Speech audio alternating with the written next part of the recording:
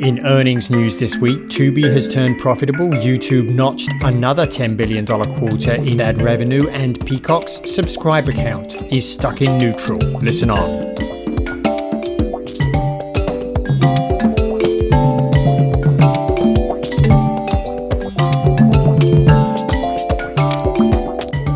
Welcome to this week's edition of Inside the Stream. This is Will Richmond from Video News, and that was Colin Dixon from End Screen Media at the top, who I had the pleasure of seeing earlier this week. First time in a long time we were face-to-face, Colin. We were, and that was in Boston for an event at America's Test Kitchen, which was, what a fabulous day that was, Will. We were mixing cocktails and, oh my goodness, watching some of the people cook some stuff. It was just awesome.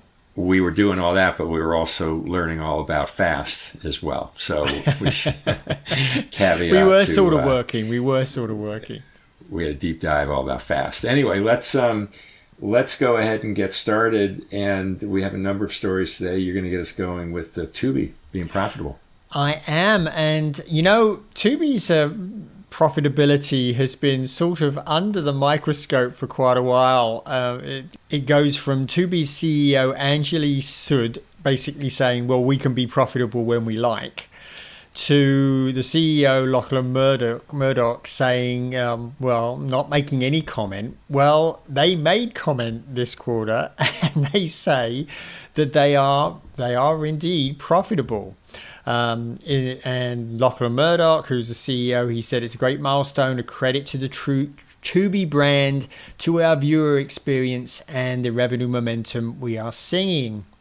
Now, they weren't very clear. They didn't say exactly how profitable it was. But what they did say was that it's made it's made huge progress, Will. And Fox I think has done a really good job at continuing to help Tubi grow. It's not one of those things where they bought it and just sort of let it hang out there. They've really invested heavily in it.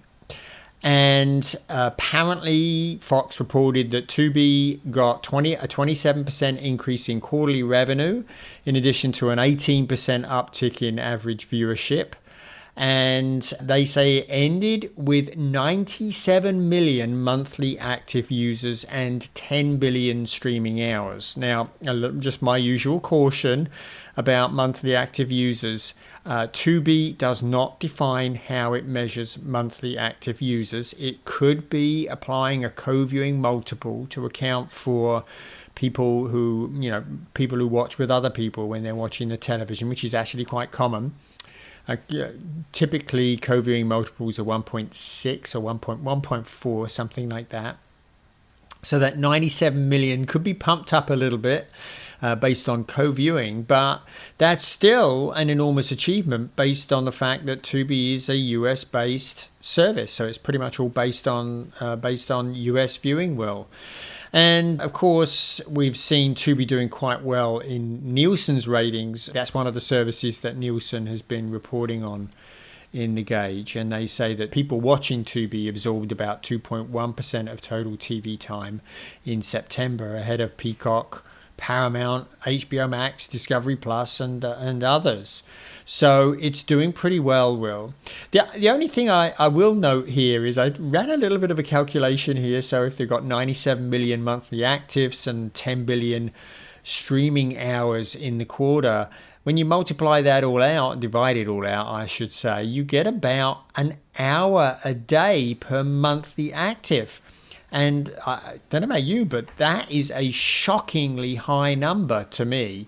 I was expecting maybe 25 minutes or 30 minutes. That would be great. And if they're really doing an hour, Will, that is way higher than I think any of the other fasts are doing. So I want to go back and look at that number again, but that is shockingly good progress from Tubi. Colin, what do you think? What would your number be closer to?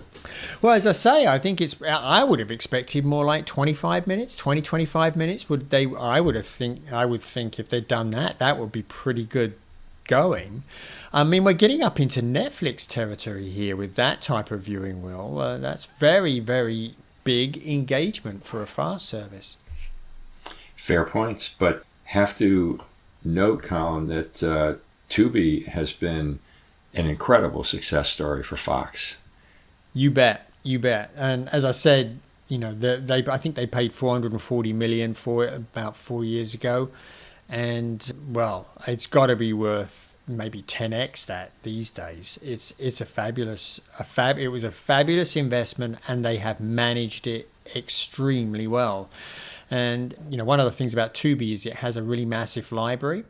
It has actually one of the biggest libraries of content out there. They apparently are doing pretty well in getting people to that content. They're investing in new content as well, mainly with creators. They've just had a suite of content that have just come to the service, or is coming to the service from creators. They've signed some exclusive deals there.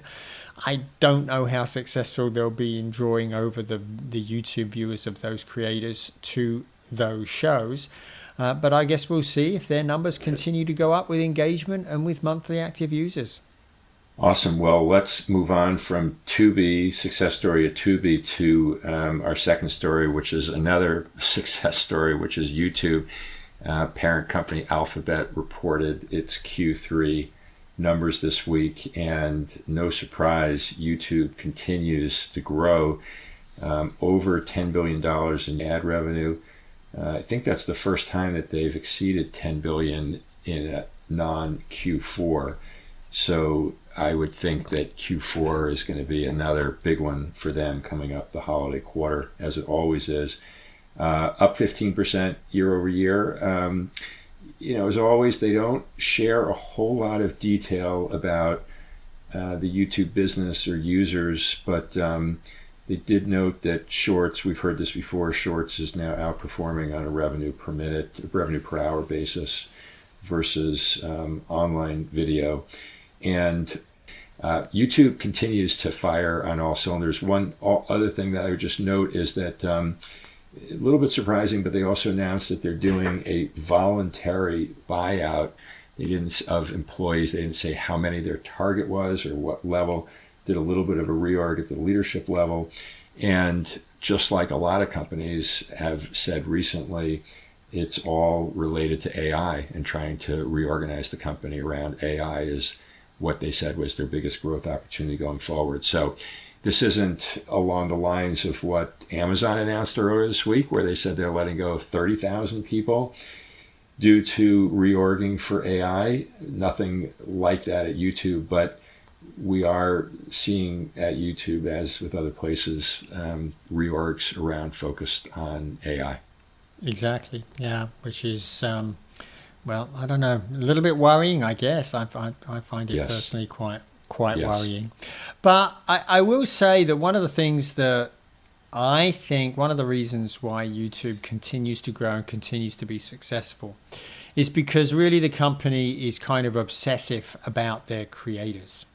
We talked about this last week with the difference between Netflix and Disney, how Netflix talks about its members all the time.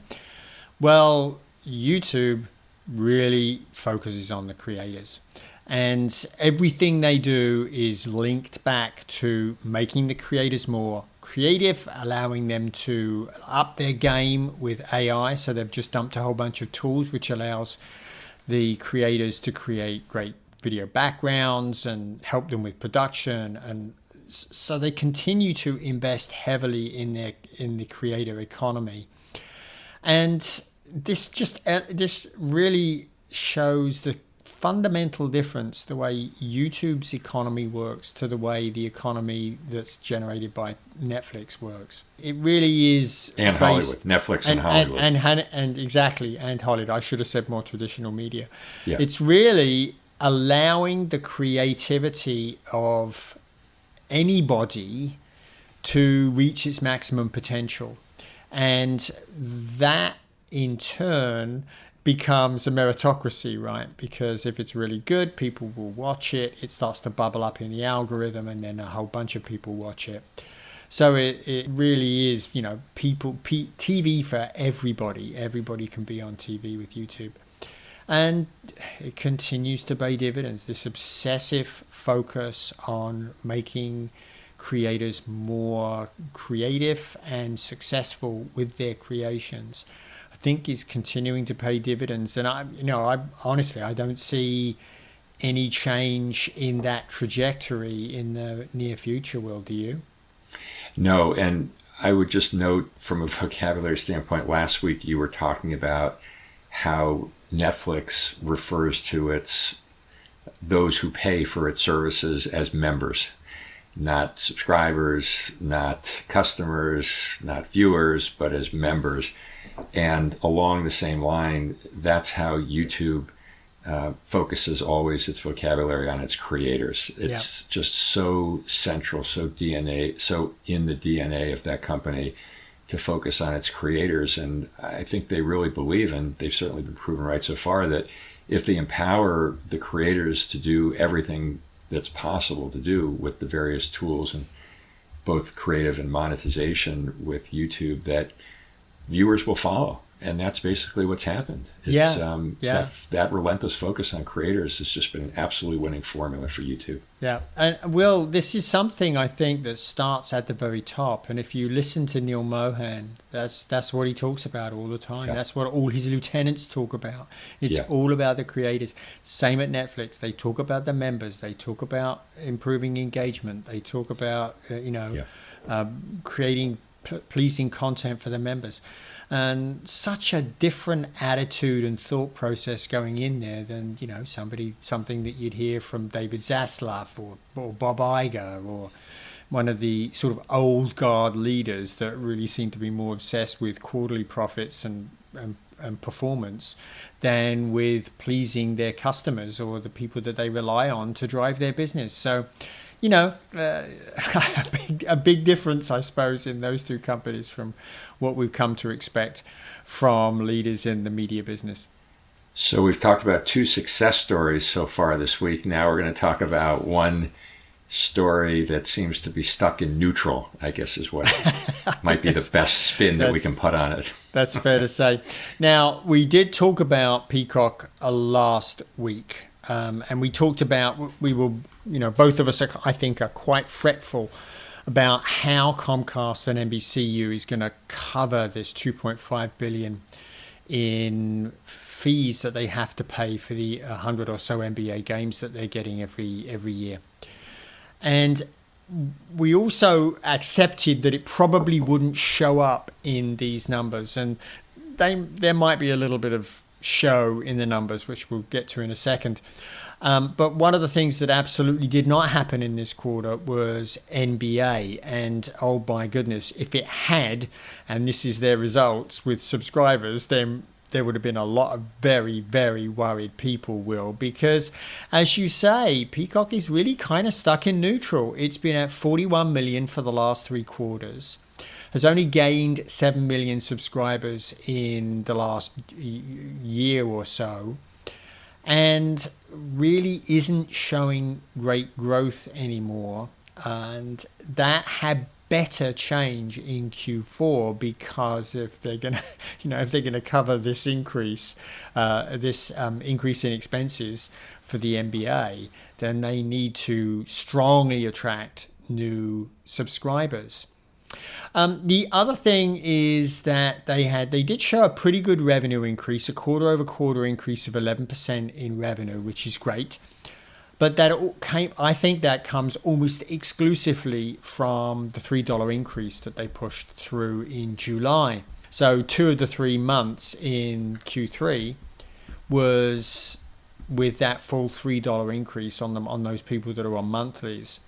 And I think that pretty much accounts for the 140 million increase in revenue that we saw for the quarter. Now, I mentioned that we weren't sure about the expenses. We did see a big uptick in expenses in the quarter from 1.3 billion last quarter to 1.6 billion in this quarter. And if that is indeed due to the NBA, and they keep accruing at that level, Will, then basically we will see Peacock taking care of 1.2 billion of the NBA's 2.5 billion costs, if that indeed is what drove the increase there. It's not entirely clear that that is the case, but I will say that looking at the progress they've made towards profitability, they were doing great until this quarter. So they're trying to spin this quarter as a win. But let me give you some numbers here. The losses in Q3 2024 were 436 million. And yes, indeed, Q3 2025 is quite a bit better than that, 217. But the thing is, they've had almost a straight line reduction over the last 4 quarters in the losses, from 400 million to 370 million to 214 million to 100 million, and then it basically doubles again in this quarter. So I was actually fully expecting, absent the NBA costs, I was fully expecting Peacock to go profitable in this quarter based on the track record of the last 4 quarters. But instead, it's kind of gone in the reverse direction. So the numbers certainly today aren't conclusive of anything, except that Peacock is a lot more unprofitable this quarter than it was last quarter, and suddenly seems to have reversed that direction. And that could indeed be due to NBA. So our question, Will, is still wide open. Can they get to profitability with this huge load that they've put on the business for NBA and for the other sports, of course, that they're paying lots of money for? Well, if you're looking to me for the answer, I don't have one. It's more than a question of can they ever get to profitability? Can they get to a point where they cumulatively cover the total investment in terms of losses that they've made on Peacock since its original launch? We talked about that last week. That is now up to, I don't know what, $8 or $9 billion. And, just to pick up, actually, one point I want to add quickly is when you talk about the 7 million subscriber additions, that's actually more than just in the past year. That goes all the way back to at the end of Q1 24, they were at 34 million. Another 7 quarters have gone since then, and they've added a total of 7 million subscribers in that time. So that is not what I would categorize as very robust growth, coming off of a relatively low base of subscribers in the streaming universe relative to other bigger competitors. So I think that growth is a question. We have a $3 a month rate increase that just went in over the summer. We don't want to get too much into what we discussed earlier this week at the ATK Fast Day we were talking about, but we did get a presentation from Antenna, and this data has actually been shared publicly by Antenna before, but in their data, they show that when it comes to retaining subscribers, sports, kind of one-shot sports games, not series. So to be fair, Peacock is going to have 100 games, 100 NBA games in the slate this year, plus playoff games and the All-Star game. But when Antenna looks at it on a single game basis, new subscribers across different streaming services that were shown to come on just prior to a marquee game and then watch the game do not show great stickiness in terms of staying on with that service. I think that was a long way of getting to that main point. So that all calls into question what the true value of sports and these gigantic sports rights deals that have been done really are to streaming services. So in this case, as you said, we've got Peacock. They're paying about $2.5 billion a year. They said in the earnings call today, doing straight line amortization. So that would be approximately $200 million a month. That would mean about $600 million a quarter. So if you crank those into the numbers that you were just talking about, and again, Peacock's not going to take the full $600 million of that. Who knows how they'll account for it internally, but assuming they put some of it on the Peacock's books, could be potentially a pretty big increase in their expenses going forward. And it's not clear to either one of us whether subscriptions, ongoing subscriptions, not people who just come in for this month's games or this week's game or even for 6 months of the season, whether those folks are really going to stay with it. So I think we're both raising the question of just how successful this NBA deal is going to be for Peacock at a time when they desperately need it to get growth going again, right? Yep. They're flat for 3 quarters now at 41 million. So they need something to restart growth. They certainly do.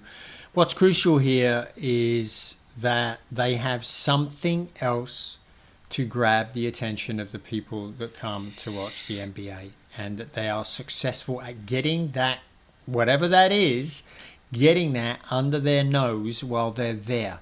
That is the most critical thing that they need to do. And as you say, the antenna data, look, the antenna data isn't saying that none of these people that come in to watch the NBA games are going to stick around. Some of them are. It's just that we're thinking here about investing in content, and you want to invest in content that brings people in and holds them. And that's the best investment, because you're increasing customer lifetime value that way. That's the way Netflix thinks about things. They're thinking about, they need big titles that get people in, but they've got tons of stuff that they can watch when they're done. I have to say, Peacock's inventory of titles is not that deep. I think they're funneling a lot of their revenue for content creation is going towards the license fees for these sports. That's a big risk. And, if you can only hold on to people for the season, then that's half the year they're not paying you. And, that means you have to start increasing prices to cover everything. And, things can snowball badly from there, Will. So it's all down to that. That's what they have to do. And I guess we'll find out in the next couple of quarters if they're successful at doing it. Yeah, agree with you. All subscription businesses are about customer lifetime value. And that is the open question, I think, is what kind of customer lifetime value do these NBA games that come at a price point of, basically $15 to $20 million per game. That's what it costs. That's what it costs NBC and Peacock to have these rights to the NBA games. And if they're not driving subscriptions, then in a sense, as Antenna said earlier in the week, it's really a TVOD play by viewers. They're just coming in to subscribe to transactionally watch the game, or maybe a couple months worth of the games, and then they're gone. That's transactional. That's not subscription. No, exactly. So I'll just say one other thing real quick here, and then we've got a really interesting item that we just wanted to mention at the end here, and that is that Comcast, a little bit of good news there on their video subscribers. They are seeing slight reduction in the decline.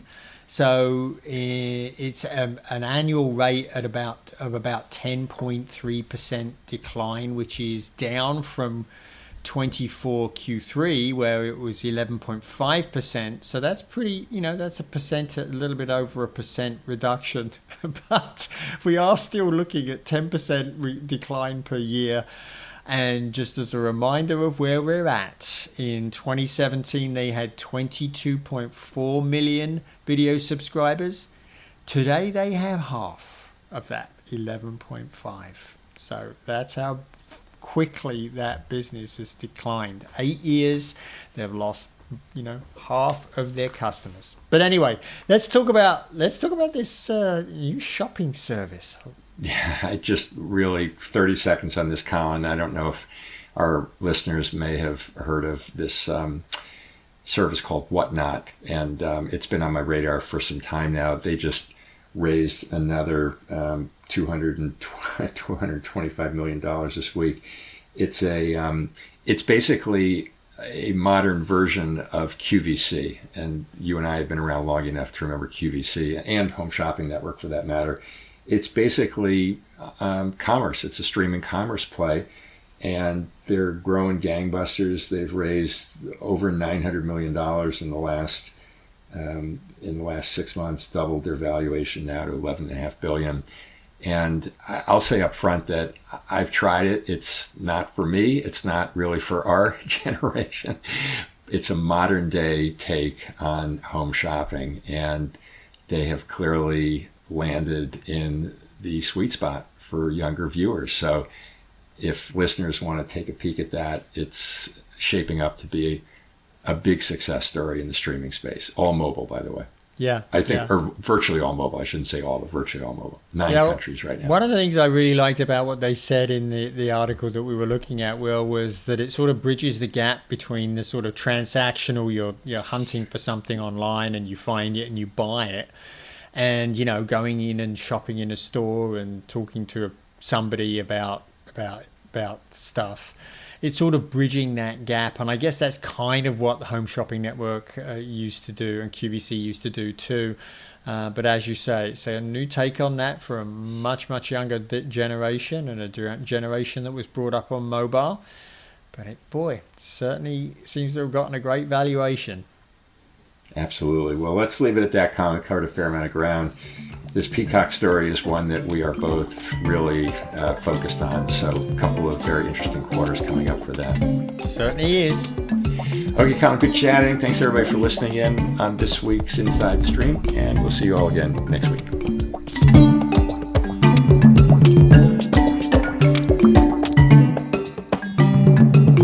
Inside the Stream is a production of In Screen Media and Video News. All rights reserved.